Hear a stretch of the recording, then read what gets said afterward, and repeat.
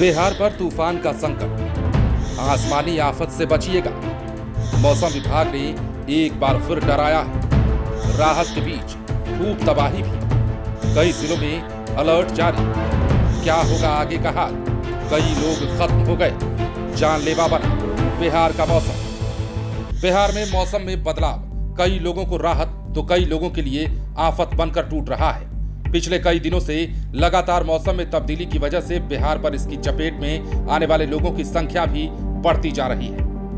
बिहार में मौसम विभाग के मुताबिक वायुमंडलीय अस्थिरता और बंगाल की खाड़ी से आ रही नमी के कारण बिहार के अधिकांश हिस्सों में मौसम का मिजाज बदला हुआ है।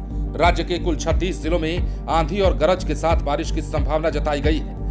इस मौसमी बदलाव से तापमान में 3 से 5 डिग्री सेल्सियस तक की गिरावट आने की उम्मीद जताई गई है। दरअसल विभाग ने उत्तर बिहार के 14 जिलों में स्थिति को गंभीर मानते हुए ऑरेंज अलर्ट घोषित किया है।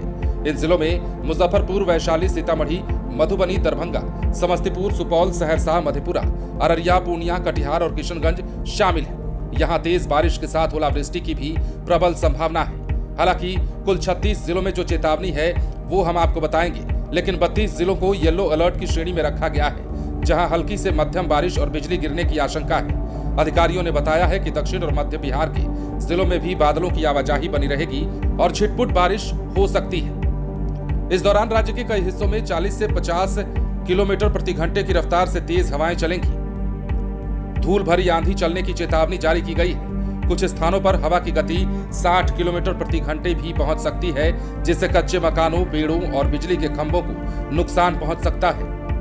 मौसम विज्ञान केंद्र पटना ने आम नागरिकों को खराब मौसम के दौरान सुरक्षित स्थानों पर रहने की सलाह दी है। विशेष रूप से ग्रामीण इलाकों में लोगों को ऊंचे पेड़ों, बिजली के खंभों और खुले मैदानों से दूर रहने को कहा गया है, ताकि वज्रपात से बचा जा सके। भले ही बारिश से आम लोगों को गर्मी से राहत मिल रही हो, लेकिन आम और लीची के किसानों के लिए यह चिंता का विषय है। मुजफ्फरपुर और वैशाली जैसे इलाकों में तेज हवाओं के कारण शाही लीची और आम की फसलों को नुकसान पहुंच रहा है। पिछले कुछ दिनों से बिहार के कई जिले भीषण गर्मी की चपेट में थे, जहां तापमान 42 से 43 डिग्री जा पहुंचा था।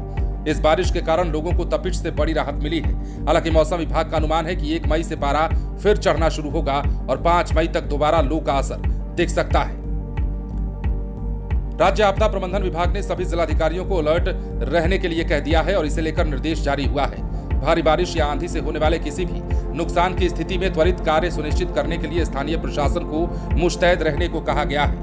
इतना ही नहीं, बिहार में मौसम की जो तब्दीली है वो लोगों के लिए कैसे संकट खड़ा कर रही है, उसकी बानगी भी हम आपको बताते हैं। बिहार के कटिहार जिले में जो कुछ हुआ है वो ये बताता है कि बदलता हुआ मौसम लोगों की जानें ले रहा है। अब रविवार की ही घटना है। तेज हवा, बारिश और ठनका ने कटिहार जिले में भारी तबाही मचाई।